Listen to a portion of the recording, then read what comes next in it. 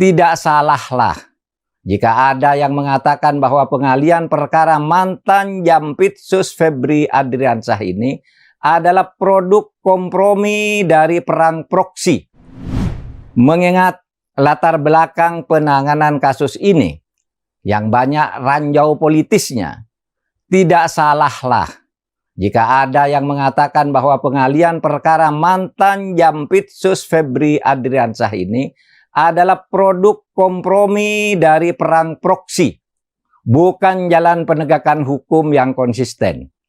Banyak yang curiga bahwa pengalihan atau penyerahan kelanjutan penyidikan tersebut ditujukan untuk mengaburkan perkara ini atau untuk melokalisir perkara ini agar jangkauannya terbatas pada tersangka yang sudah ditetapkan dan tidak boleh menyentuh yang lain.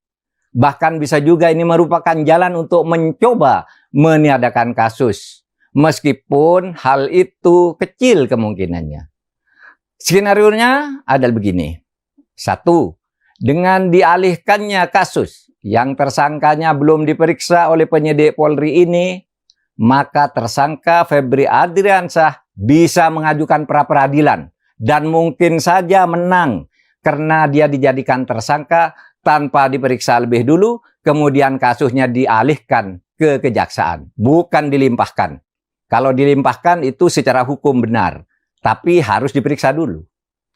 Yang kedua, mungkin saja Febri tidak mengajukan pra-peradilan, tetapi kejaksaan sengaja memperlambat kelanjutan penyidikan, bahkan bisa mementahkan beberapa bagiannya, sehingga masalahnya terlokalisir pada tersangka yang sudah ada tanpa boleh merambah ke yang lebih atas atau tanpa boleh merambah ke pelaku-pelaku lain yang mungkin juga ikut terlibat. 3. Bisa saja kasus ini diambangkan untuk pada akhirnya dideponer.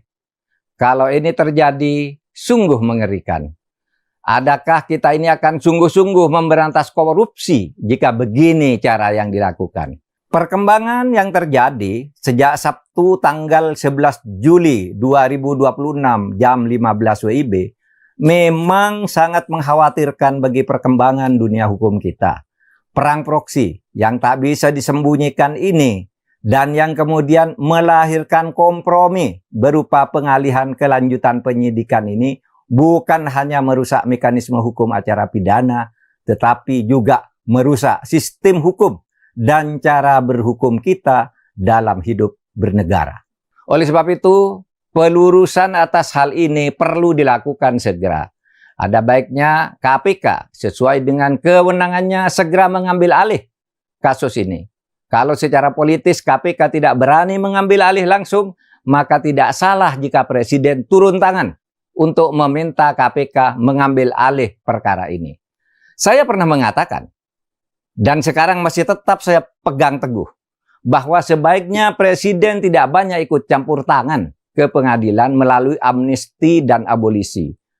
Itu tetap prinsip bagi saya agar lembaga yudikatif independen. Tetapi kasus sangkaan korupsi dan tindak pidana pencucian uang atas Febri Adriansyah ini belum masuk ke pengadilan, belum masuk ke lembaga yudikatif.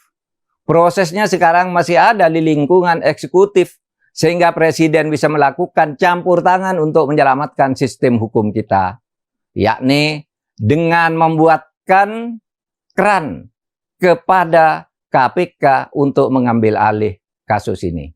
Terima kasih. Download Tribun X sekarang, menghadirkan lokal menjadi Indonesia.